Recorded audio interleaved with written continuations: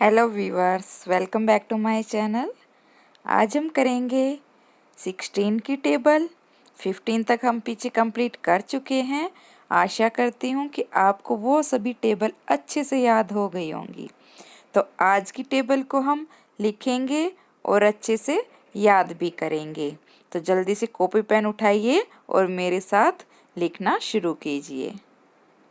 16 1 जा 16, 16 2 जा 32, 16 3 जा 48, 16 4 जा 64, 16 5 जा 80, 16 6 जा 96, 16 7 जा 112, 16 8 जा 128, 16 9 जा 144, 16 10 जा 160।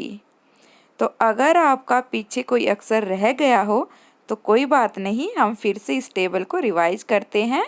आप फिर से उसको लिख लीजिएगा। तो अब की बार आपको ध्यान से पढ़ना है, ठीक है? तो चलिए मेरे साथ शुरू कीजिए।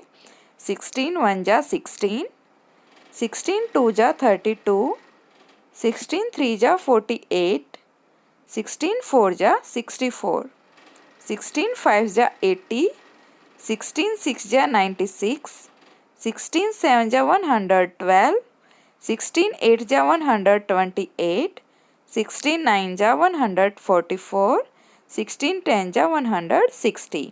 तो आज के लिए बस इतना ही। मिलते हैं नेक्स्ट वीडियो में। अगर आपको हमारी वीडियो अच्छी लगी हो तो please please please like share और कमेंट ज़रूर करें।